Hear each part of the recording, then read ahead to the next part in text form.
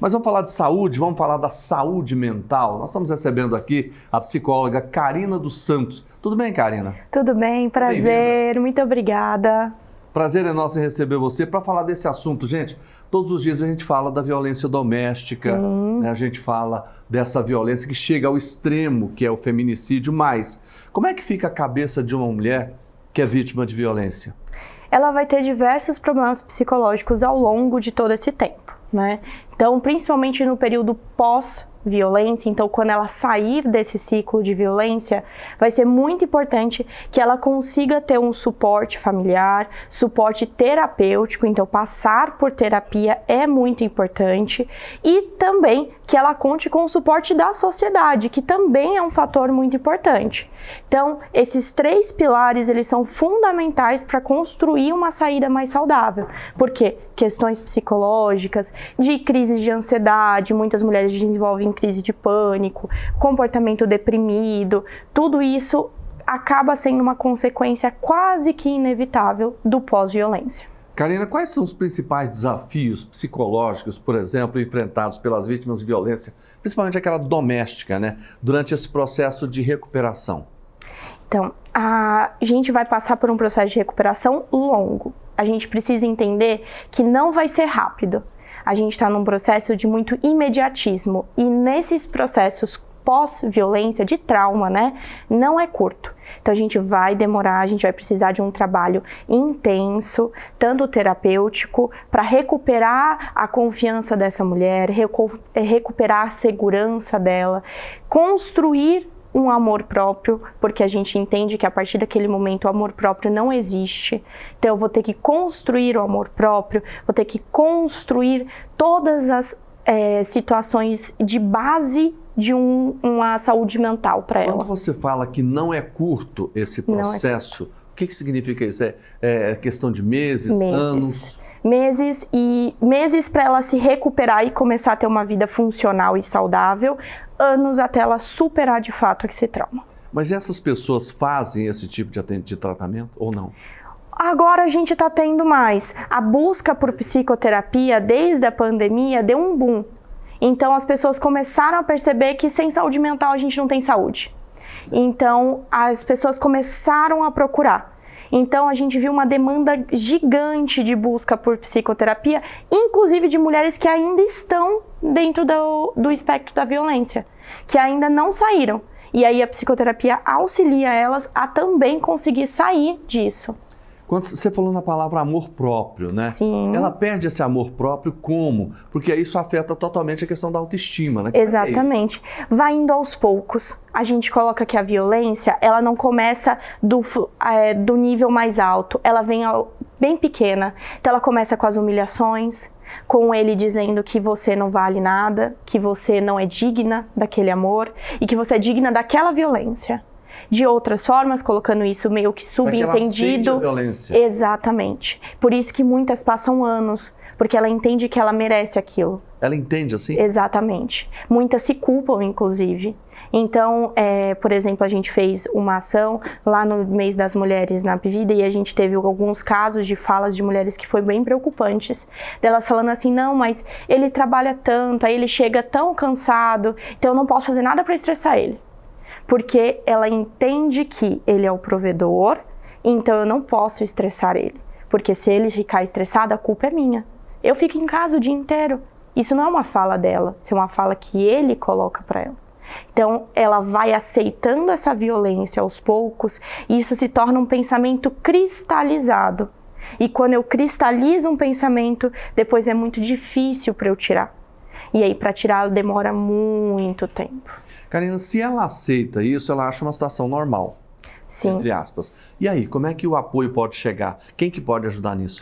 Primeiramente, o apoio familiar, né, ou de rede de apoio. Rede de apoio a gente coloca amigos, né, próximos e de verdade, família, né, pessoas ali que estejam vendo aquele convívio, porque essa rede de apoio vai ter que realmente olhar para essa mulher e mostrar para ela que ela está num ciclo de violência. Então ela vai se ela não quiser entender? infelizmente a gente vai ter que precisar esperar ou alguma medida legal, né? Então, por exemplo, em situação de agressão, a gente sabe que terceiros podem fazer denúncias, mas em situação de, por exemplo, violência psicológica, que é um pouco mais complicado da gente denunciar, um pouco mais complicado até da gente ver, a mulher vai ter que ter essa atitude, ter essa percepção da violência. Agora, e qual é a estratégia terapêutica, por exemplo, quando você vai tratar uma pessoa dessa forma, que aceitou a violência como uma situação normal? Então, de início, a gente primeiro faz a retirada dos pensamentos irreais. O que são pensamentos irreais? Não são fadas e unicórnios. Pensamentos irreais são esses pensamentos de que eu fui culpada por essa agressão.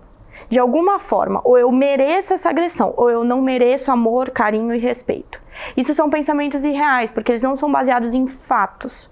São baseados em coisas que me disseram, em coisas que não são de realidade. Então, ninguém é merecedor de agressão e de violência.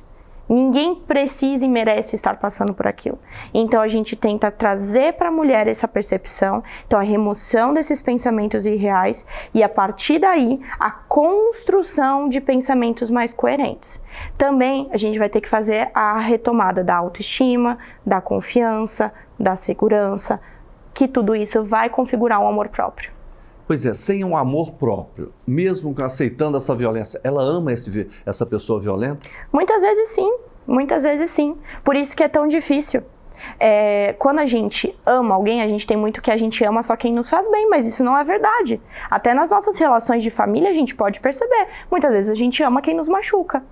E isso é muito mais difícil de se lidar, porque eu preciso entender que quem eu amo não me faz bem. Então, por amor a mim, que o meu amor a mim tem que ser maior do que todos os outros, eu vou me afastar dessa relação. Então, isso é muito difícil.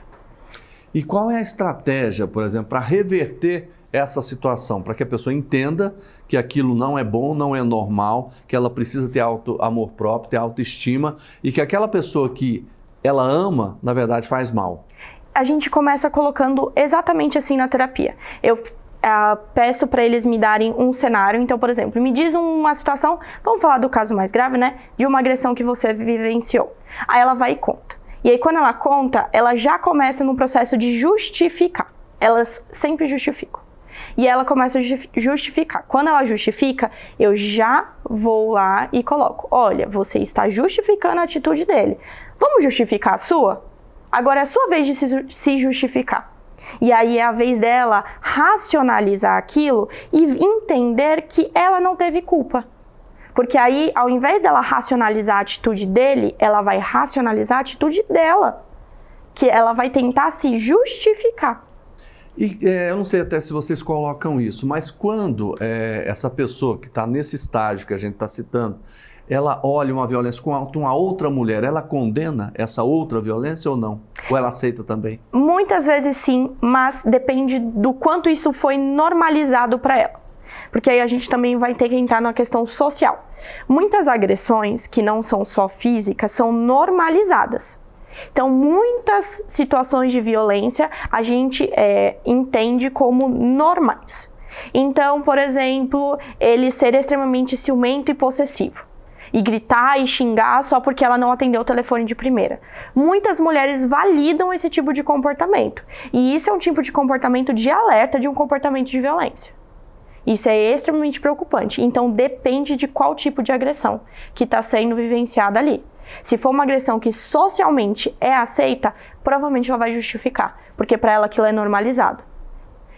E Karina, eu fico impressionada porque todos os dias, por exemplo, nós como jornalistas, a gente mostra, né, casos, infelizmente, de violência contra a mulher que chega na tragédia que é o feminicídio. Sim. A gente sempre questiona, a gente pede que elas denunciem. Hoje tem até aplicativos das próprias forças de segurança que elas têm acesso a esse tipo de situação. Por que isso ainda persiste dessa forma? Normalmente, a mulher, primeiro que aquilo que você colocou, é difícil ela também perceber o ciclo de violência. E sem contar o ciclo de violência física ou psicológica, a gente também tem muitas vezes a dependência financeira. Então, como é que uma mulher vai denunciar o agressor se ela depende desse agressor? se eu denunciar ele e me afastar dele, e eu não tiver uma rede de apoio, que muitas não têm, eu não vou ter o que comer, meus filhos não vão ter o que comer, ou eu não vou ter casa. Ou ainda, muitas mulheres têm medo que ele as mate depois dessa denúncia. Porque a gente sabe que muitas vezes as medidas protetivas não são eficazes. Então, tem um ciclo de violência por trás do próprio ciclo de violência direto que está sendo dado a ela.